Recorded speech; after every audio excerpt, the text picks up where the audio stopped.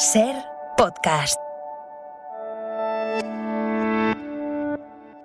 En Ahí está el Lobo hablamos de Etiopía, de Tigray, depende de qué idioma utilicemos para hablar de esta región del norte de Etiopía. A consecuencia de la muerte de María Hernández, una cooperante de Médicos Sin Fronteras, y dos de sus compañeros, Johannes y Tedros, que fueron asesinados, todavía no se sabe por quién. Nos acercaremos a saber qué está pasando ahí, qué está pasando en el Tigre, de la mano de Eduardo Soteras, fotógrafo freelance que suele colaborar sobre todo con France Press. También vamos a hablar del COVID.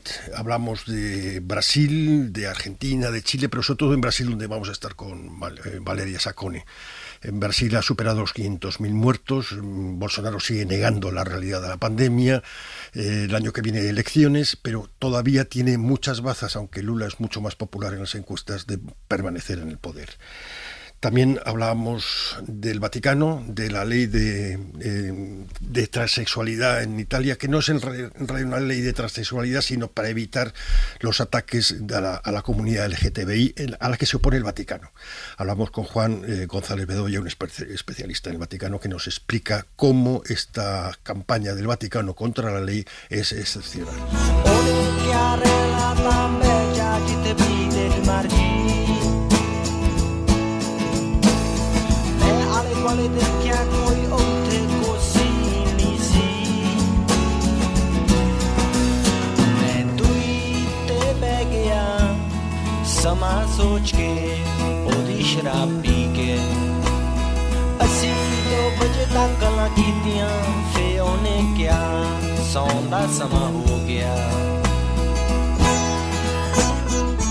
Ramón Lobo, ¿cómo estás? Muy buenos días, casi julio ya. Casi julio, bueno, de hecho es el último fin de semana de junio, ahora que lo pienso. Sí, nos quedan dos más. 2 programas más, exacto, antes de terminar la temporada. Uy, qué largo el año, ¿eh? Sí, a ver, Lourdes estará ya calentando la banda, ¿no? Pobrecilla, sí, y se le cae un buen papel encima, porque hacer el programa en verano es más complicado. Tú también te vas de vacaciones, ¿o no? No, sí. Tú estarás en el programa, ¿no? Sí, yo voy a irme unos días, quiero irme en agosto unos días a París y a Normandía.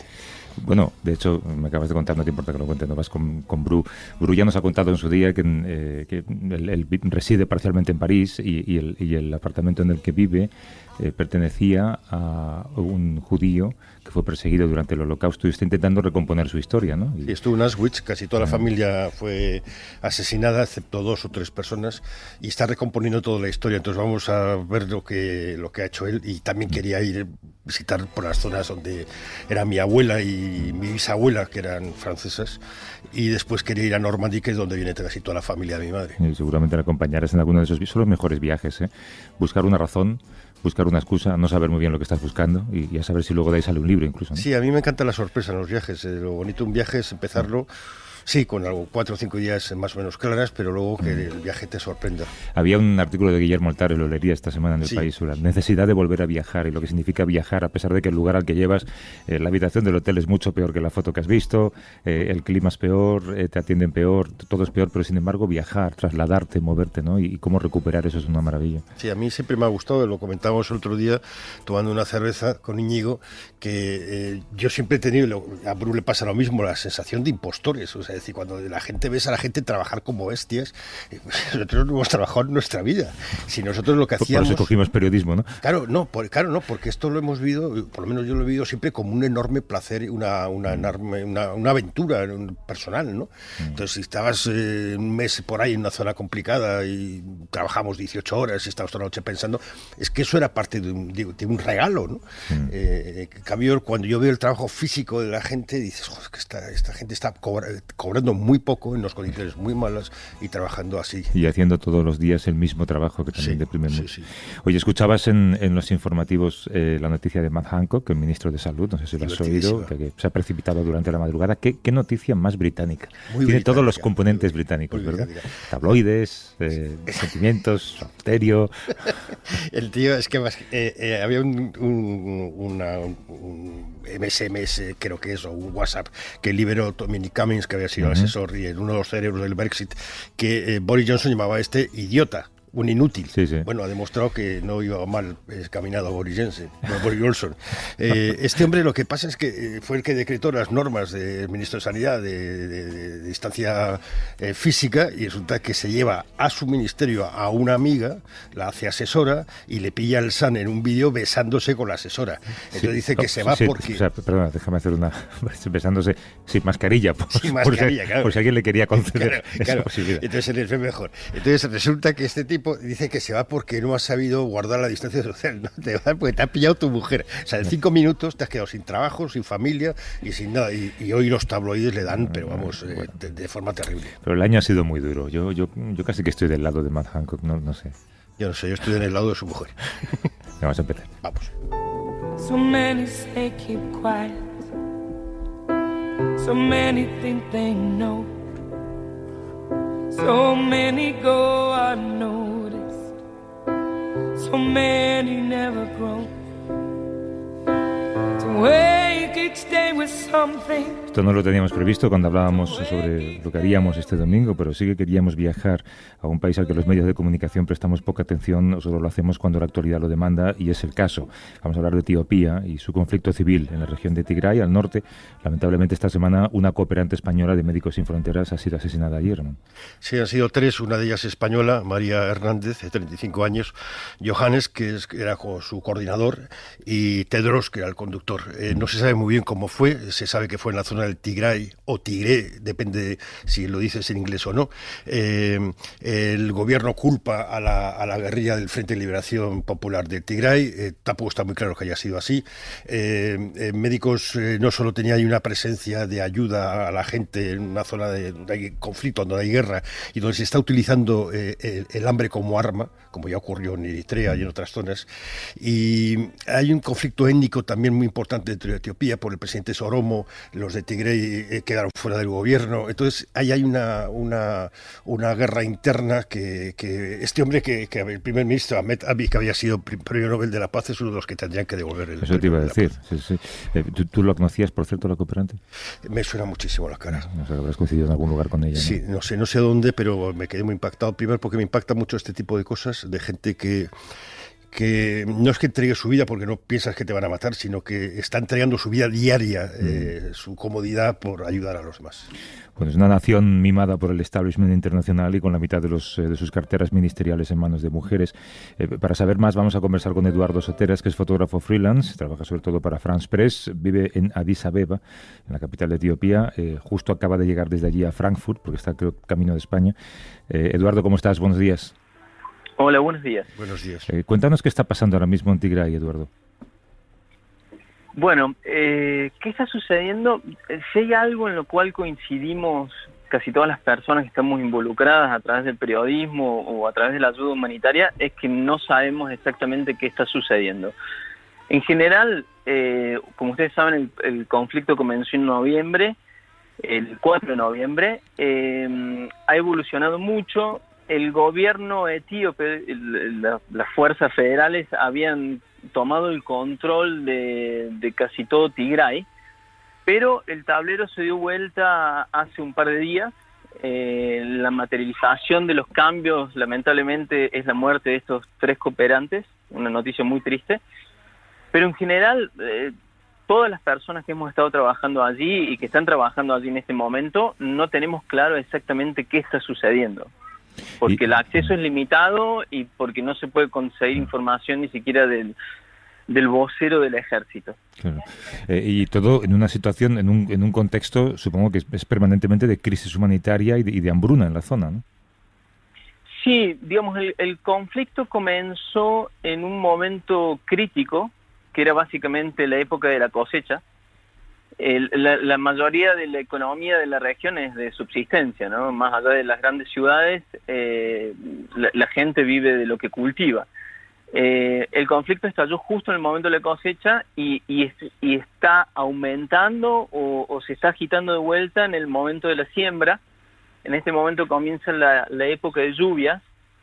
Entonces se está haciendo muy complicado. Los reportes que tenemos, sobre todo lo que mencionabas del hambre, pero creo que también lo grave ha sido el tema de las violaciones como arma de guerra, ¿no?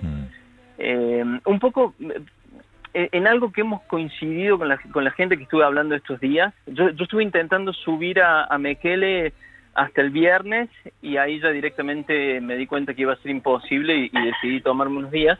Pero con la gente que ha hablado esta semana, un poco la sensación que tenemos es de que hemos vuelto al casillero 1. O sea, el mismo escenario que teníamos el 4 de noviembre o durante el mes de noviembre está sucediendo ahora. Supuestamente el TPLF, las fuerzas del Tigre, han recuperado gran parte de la zona rural alrededor de Mekele. Supuestamente entraron también en Adigrat y esto ha sido recuperado por el ejército eritreo. Y digo, un poco la noticia ha sido la muerte de estos 3 cooperantes, pero también una cosa muy grave ha sido el bombardeo de un mercado a 25 kilómetros de Mekele.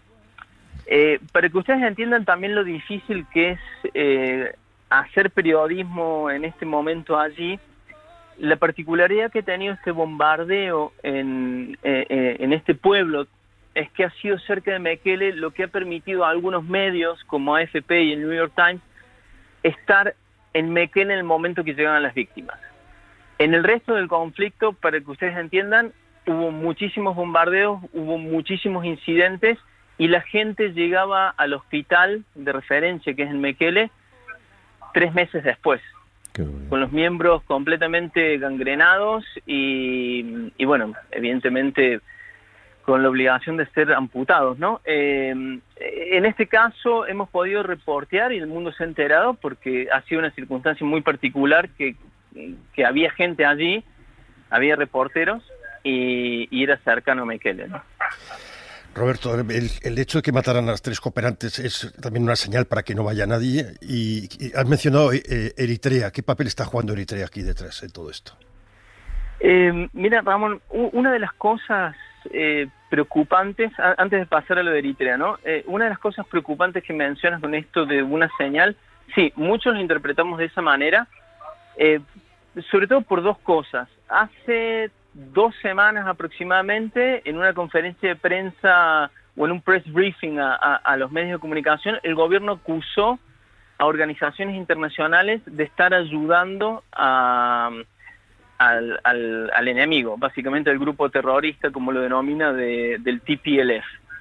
Eso fue grave, no nos dieron nombre de la organización, pero según ellos se están utilizando la ayuda humanitaria para pasar municiones y armamento.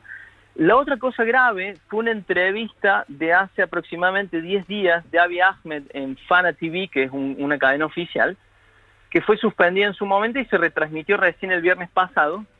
Fue suspendido por esto de las elecciones, en la cual directamente Abiy advierte de que, siguiendo la historia, durante la hambruna de los 80, la hambruna sirvió para que el Ejército de Liberación del Pueblo de Tigray, el TPLF, se armara y se hiciera fuerte, básicamente a partir de la ayuda internacional, y de que ese mismo error no va a ocurrir ahora. Esta declaración, la gran mayoría de nosotros lo hemos tomado como preocupante, ¿no? Y con respecto al ejército eritreo, la presencia eritrea ha estado allí desde el comienzo. Nosotros fuimos uno de los pocos medios que pudo acceder inmediatamente apenas inició el conflicto y, por ejemplo, vimos presencia eritrea y consecuencias de la presencia eritrea en la frontera, en Jumera, que es un pueblo que hace frontera con Eritrea. La gente nos habló de que los bombardeos a la ciudad llegaban desde el norte, es decir, desde Eritrea, y durante todo el tiempo estuvimos cercanos y escuchamos, y la gente nos decía, el gobierno hasta hace algo así como un mes lo negaba rotundamente. Entonces, pero digamos, para que lo entiendan, básicamente el gobierno etíope no hubiese podido conquistar lo que conquistó sin la ayuda eritrea. Todo esto, como decíamos al principio, con un primer ministro, Abiy Ahmed Ali, que fue Premio Nobel de la Paz en 2019, pero que no ha tenido escrúpulos en desplegar esa ofensiva militar en Tigray. Eduardo Soteras, que es fotógrafo freelance y que trabaja sobre todo para France Press, nos ha hablado desde Frankfurt, camino de vuelta a casa. Eduardo, gracias, un abrazo. Muchas gracias. Un abrazo. Hasta luego. Cuídate. Un paso me voy para siempre, un paso fuerte, un paso hacia adelante. En Brasil, Ramón, 500.000 muertos ya. Segundo país con mayor cifra de muertes por COVID en el mundo. Lo peor de todo, la situación parece estar empeorando, ¿eh? Sí, en Brasil y en otros países, Argentina, Chile, Colombia, Perú, que nos mencionaba la semana pasada. En América Latina ya van cerca del 1.000.000 de muertos. Hay 32 millones de personas que han recibido el virus o se han contagiado. Y en Chile y en Argentina, por ejemplo, hay problemas también con las vacunas. No sé si es la vacuna china, pero Brasil es un desastre con Bolsonaro, que es una epidemia en sí mismo. Y sigue negando la pandemia y aplicando medidas ineficientes, ¿no? Para ampliar la información nos atiende bien despierta la periodista Valeria Sacone, que es corresponsal de la televisión internacional France 24 en Río de Janeiro. Son 5 horas menos que aquí. Así que, Valeria, te agradezco que estés levantado para nosotros. Un abrazo. Buenos días. La última vez que nos atendiste tenías coronavirus. ¿Cómo estás? Bien. Me ha costado un poquillo, 2 meses para recuperarme, pero ya estoy bien. Me alegro. 500.000 muertos, decíamos, Valeria, que es una cifra desorbitada. ¿Cómo se ha llegado hasta ahí? Bueno, en este momento son exactamente 512.735 muertos y más de 18 millones de casos registrados. Y bueno, es una suma de factores que, decíais, se puede resumir a la palabra Bolsonaro. Pero vamos, si queremos entrar un poco en la letra pequeña, ha habido una falta de política federal, no se ha hecho en ningún momento lockdown, ha habido un negacionismo clarísimo por parte del presidente Bolsonaro y de su equipo de gobierno. Ha habido una lucha política del propio Bolsonaro contra los gobernadores y los alcaldes, que han sido los únicos que han implementado medidas de cuarentena, haciendo por momentos sueltos lockdowns en territorios concretos. Ha habido descaso y falta de logística y de previsión. Lo hemos visto con la crisis del oxígeno en Manaus a principios del año. Mucha fake news, Bolsonaro las usa a diario. Recientemente citó un informe del Tribunal de Cuentas que decía que no había tantos muertos como pregaban los medios de comunicación, y al final se ha descubierto que el informe era falso, que lo había hecho el hijo de un amigo de Bolsonaro, que ha sido alejado del cargo. Bolsonaro tuvo que comparecer y decir que sí, que es verdad que se había equivocado, y no ha pasado nada. Luego hay que tener en cuenta que la vacunación es lenta y que, me gustaría subrayar, no tendría que ser así, porque Brasil es un país que tiene una capacidad brutal de vacunar. Lo hemos visto con el H1N1 y con otro tipo de enfermedades, y sin embargo tenemos solamente al 12% de la población con las 2 dosis, 25 millones de personas, y 33% con una dosis, que son 70 millones de personas. Es verdad que son 95 millones de personas, es mucha gente, pero el país tiene 212 millones de personas, entonces es un reto así planetario. Y luego tenemos el ciclo de pobreza, desempleo, que impide que muchas personas se puedan quedar en casa, y la tendencia natural de los brasileños a las aglomeraciones, todo hay que decirlo, porque tú sales a la calle y parece que aquí no hay pandemia. Ya. Luego hay otra polémica, Valeria, y me gustaría que nos la explicaras, que tiene que ver con la especulación con la compra de las vacunas, y en qué medida está Bolsonaro implicado en esto. Entonces, se ha creado en mayo una comisión en el Senado para investigar la gestión de la pandemia, y han salido muchas cosas, pero esta semana se ha lanzado una bomba, porque por lo visto, a través de una empresa fantasma, se han comprado 20 millones de dosis de la vacuna de la India, la Covaxin, a un precio 1000% más caro del que se había negociado hace 6 meses. Y al mismo tiempo, compareció el portavoz de Pfizer en América Latina, que quería hacer de Brasil el escaparate mundial de su vacuna, diciendo que habían ignorado más de 100 correos electrónicos. En práctica, el gobierno de Bolsonaro ha cerrado el acuerdo con Covaxin en menos de 97 días y ha tardado 330 días para cerrar el acuerdo con la Pfizer. Lo que se teme es que se retrasó de forma intencional, dejando morir a tanta gente para poder robar dinero público, ¿no? Y justo el viernes, dos hermanos, un diputado federal y la persona del Ministerio de Sanidad que se ocupaba de la compra de las vacunas, han denunciado en esta comisión que fueron al Palacio del Planalto a contárselo a Bolsonaro y que Bolsonaro no hizo nada. Entonces ahora los senadores le quieren denunciar ante la Corte Suprema por prevaricación, y además hay un movimiento de varios partidos y empresarios para presentar la semana que viene un pedido de impeachment. Hay que decir que hay más de 100 pedidos que están acumulando polvo en la Cámara de los Diputados, pero parece que este va a ser diferente. Hay elecciones en el 2022, Lula duplica a Bolsonaro en las encuestas, pero no lo va a tener tan fácil, ¿no? La pesadilla puede continuar. La pesadilla puede continuar. Lula tiene en este momento un 49% de intención de votos y los sondeos muestran que podría ganar en la primera vuelta. Pero Lula todavía no ha confirmado su candidatura, a pesar de que está haciendo sus movimientos. En marzo fue declarado inocente, ya puede volver a la política. Hay que ver si este impeachment prospera. Hay teorías de varios politólogos que dicen que hay un movimiento, sobre todo en los empresarios, que compraron el discurso neoliberal y privatizador de Bolsonaro y ahora se han dado cuenta que como que puede perder y no quieren a Lula porque no quieren que vuelva a la izquierda, se lo quieren quitar de en medio para poner un candidato de derecha más moderado, que pero todavía no sabemos cuál sería porque no hay una alternativa clara en este momento. Hay que decir que Bolsonaro está intensificando su presencia en las calles, todos los fines de semana está haciendo manifestaciones en alguna ciudad. Hace unas semanas la hizo en Río de Janeiro, fue llena de motos, una cosa bastante impresionante.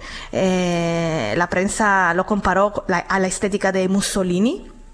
También la oposición, después de más de un año, ha empezado a salir a la calle. Ha habido 2 manifestaciones en Río de Janeiro y en varias ciudades. He oído a las de Río, obviamente, en 3 semanas. Sin embargo, hay que decir que las manifestaciones a favor de Bolsonaro, a mí me parecen que tienen más gente por lo que yo veo en la calle, y la gente sigue apoyándole con un negacionismo que es una cosa impresionante. O sea, no importa dar argumentos, las personas creen que todo es una conjura, que el Congreso no nos deja gobernar a Bolsonaro y que Bolsonaro es el mejor presidente, entre otras cosas porque hay mucha gente que ya no lee la prensa, no ve la televisión y solo se informa a través de las redes sociales de Bolsonaro. Entonces, esta es la situación. En este momento Bolsonaro está haciendo una campaña a favor del voto impreso porque Brasil tiene las urnas electrónicas y ya está preparando el camino para decir que si no gana es fraude. Claro. El Tribunal Superior Electoral dice que no da tiempo a implementar el voto impreso hasta 2022, hasta el año que viene, y entonces ahí hay otro escenario que se teme, que puede ser un Capitolio a lo Trump, pero mucho más grande, entre otras cosas porque Bolsonaro tiene mucha relación, muchos apoyos en las policías militares de cada estado, entonces se temen motines generalizados. Parece mentira, es como un manual de actuación política para arrebatar el poder por parte de la derecha, ¿no? Y está todo establecido. Supongo que se lo debemos a Steve Bannon y gente parecida. Trump, por cierto, apareció ayer en Ohio repitiendo sus mismas tesis, y aquí tenemos sus seguidores también que repiten las suyas. Elecciones robadas, es prepararlo incluso antes de que se llegue a votar. Oye, Valeria, solamente una cosa más, mientras que el COVID retrocede en gran parte del mundo, la pandemia sí que se está cebando en otros países alrededor de Brasil. Especial mención merecen Chile y Argentina, ¿no? Que no están logrando controlar el virus. Sí, el caso de Chile es muy curioso porque allá han conseguido vacunar completamente al 50% de la población. Sin embargo, los contagios siguen en alta y preocupan mucho a las autoridades sanitarias y, por ejemplo, en algunas ciudades las UCI están al 96% de la capacidad. Y se abre una sospecha de que a lo mejor la vacuna china Sinovac, que es la que ha sido empleada mayoritariamente, no sea suficiente. Entonces el gobierno chileno está valorando la posibilidad de aplicar una tercera dosis de vacuna. Ya Argentina es otra historia porque empezaron tarde y mal, hay una profunda crisis económica, hubo el escándalo de los vacunatorios VIP con centenas de políticos, empresarios, periodistas que pudieron saltarse la fila. Rusia no ha entregado tantas vacunas como decía de la Sputnik V. Ahora están pensando en hacer la segunda dosis con la CanSino, otra vacuna producida en China. Y en el telón de fondo el gran temor por la variante Delta, ¿no? Que creo que preocupa también en Europa. Para que os hagáis una idea, la ciudad de San Paulo, que en Brasil, que es la más poblada del continente, la más afectada por el coronavirus, ya ha destinado un hospital entero para atender exclusivamente casos de la variante Delta. A espera de que llegue a la ciudad, y todo el mundo, los epidemiólogos, los expertos, están diciendo que va a llegar una tercera ola apocalíptica que va a ser mucho peor que la primera y la segunda.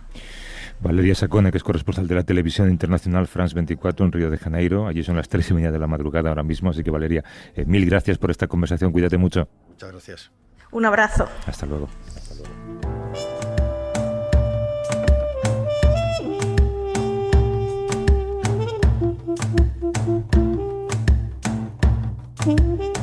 Da la impresión de que cuando hablamos de Pfizer, Moderna, AstraZeneca, no nos damos cuenta de que nosotros estamos como comprando en la tienda gourmet del Corte Inglés, ¿no? Y luego sí, tenemos un enorme privilegio en muchas cosas, en casi todas. No todos en el primer mundo, pero el primer mundo comparado con el tercero es terrible. We're all falling and we need a place to hide. A safe place somewhere in the woods we can start a fire. All we know is what will be our home. We will stay till the break of dawn.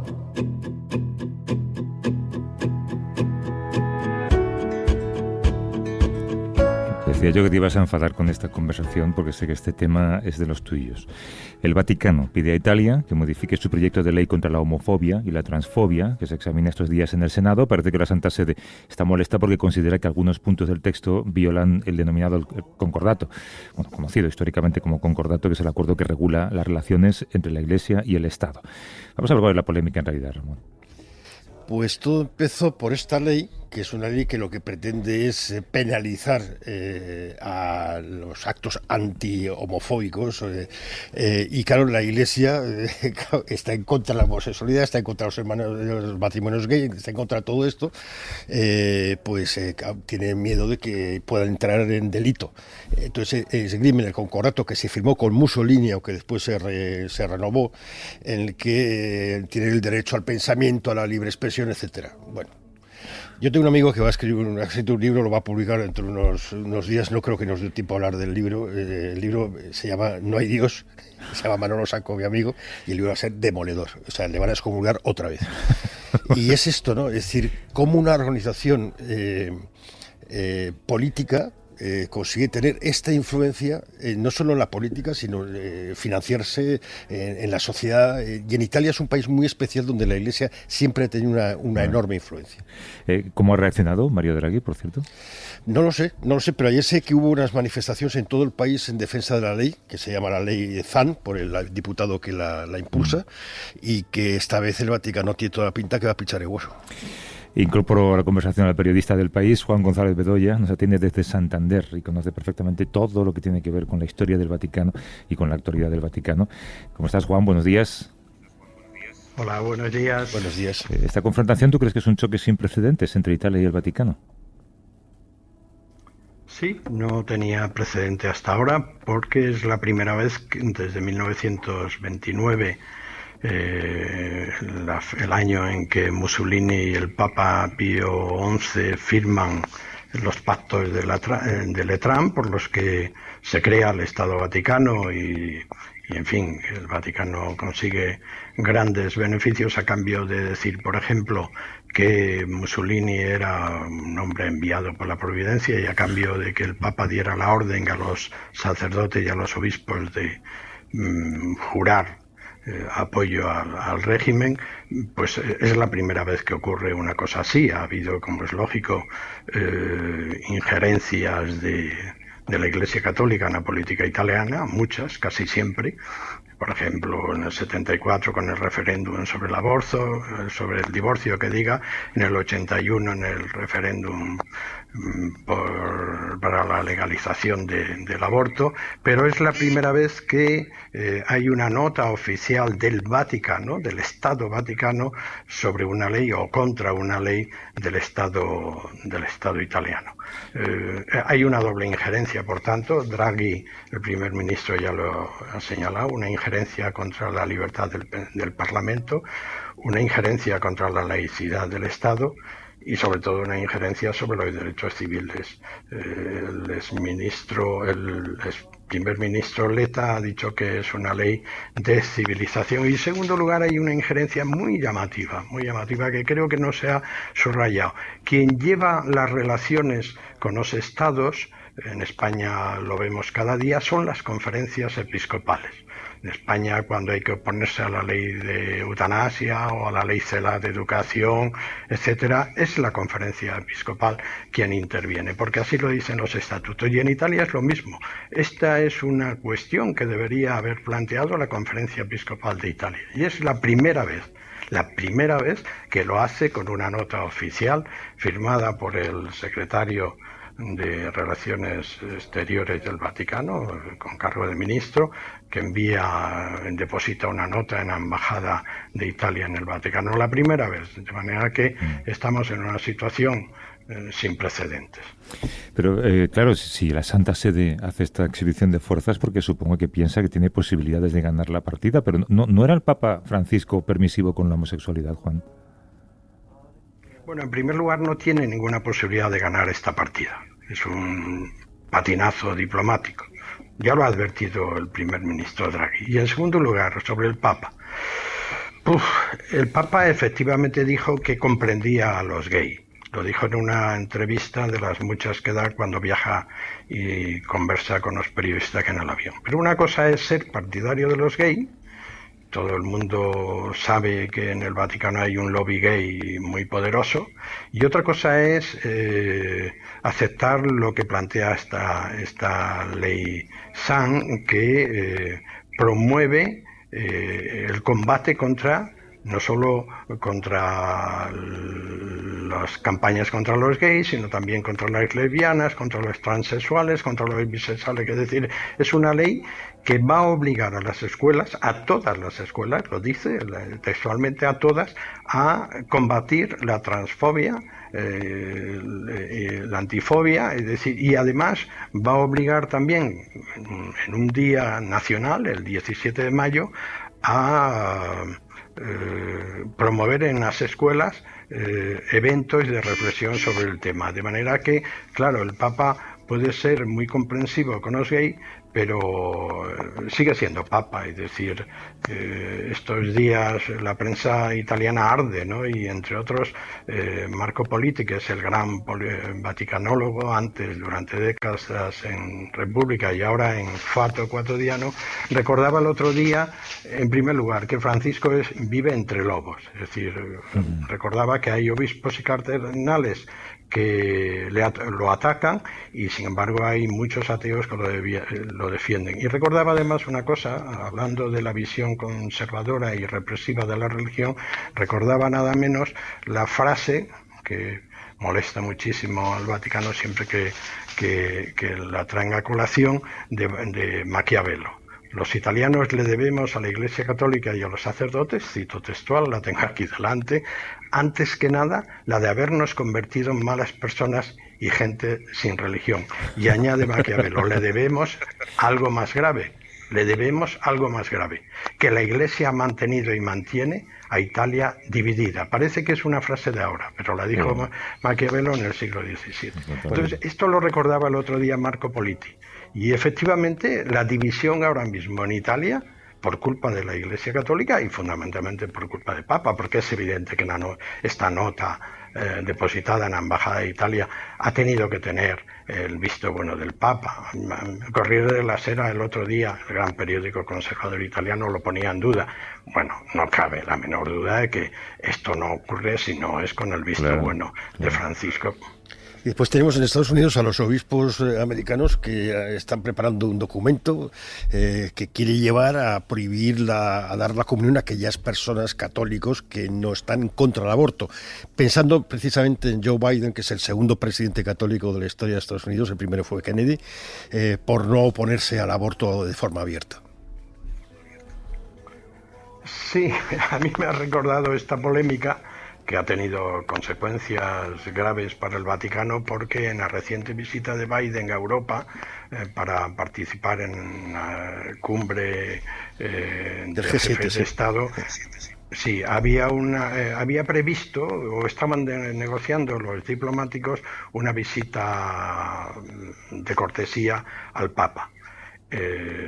Bueno, esa visita no se ha producido, como es lógico, después de lo que ha pasado. Y me ha recordado una polémica, ya que estamos en Italia, la Iglesia es especialista en meterse en bardales. Una polémica que se produjo en 2005, cuando era candidato a primer ministro Romano Prodi, que acaba de dejar la presidencia de la Comisión Europea, que entonces era vicario general, en realidad obispo de Roma y presidente de la Conferencia Episcopal, el cardenal Ruini, hizo unas declaraciones en las que más o menos venía a decir que Romano Prodi no podría acercarse a tomar la comunión, es decir, quedaba excomulgado.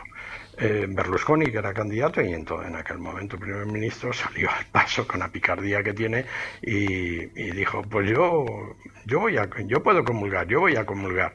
Pero claro, había un problema, y es que en Italia y también en España los divorciados y vueltos a casar no pueden acercarse a la comunión.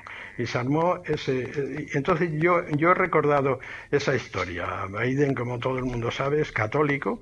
Ramón luego acaba de recordar que es el segundo presidente católico, pero en la época de Kennedy todavía el aborto era ilegal. Es católico, va a misa todos los domingos y se opone al aborto, pero solo a nivel personal, no está dispuesto a cambiar las leyes. Entonces los obispos, con una votación que a mí me ha llamado mucho la atención, porque es una votación muy, muy destacada, ¿no? 150 y tantos votos a favor y 55 en contra solo, han preparado un documento para llevarlo a la plenaria de la Conferencia Episcopal en noviembre, para impedir que todo aquel que sea partidario del aborto pueda acercarse a comunión. Claro, el presidente del Comité de Actividades Provida de la Conferencia Episcopal dice una cosa que es bastante razonable. Claro, el hecho de que el presidente Biden sea católico les presenta un problema singular,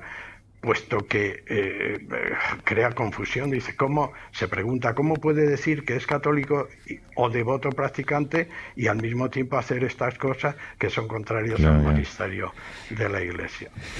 Juan González Bedoya, que es periodista del País. Gracias, Juan, como siempre. Un abrazo. Muchas gracias, un abrazo fuerte, Juan. Gracias, un abrazo. Hasta luego. Fernando Ramón, que tú eres como el Papa, ¿no? Odiado por los obispos, defendido por los ateos, enviado a este programa por la Providencia. Exacto, sobre todo por la Providencia.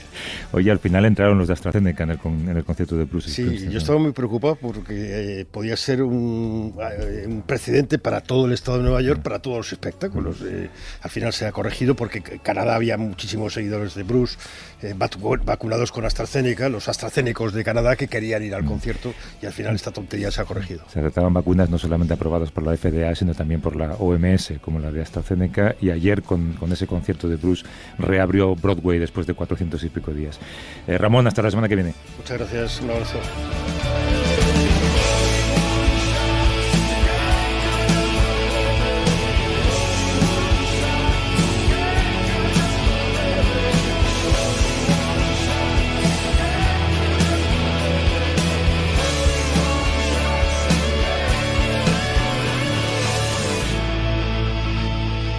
Suscríbete a Vista de Lobo. Todos los episodios y contenidos adicionales en la app de Cadena Ser y en nuestros canales de Apple Podcast, Spotify, iVoox, Google Podcast y YouTube. Escúchanos en directo en la Ser los domingos a las 8 de la mañana. Cadena Ser. La radio.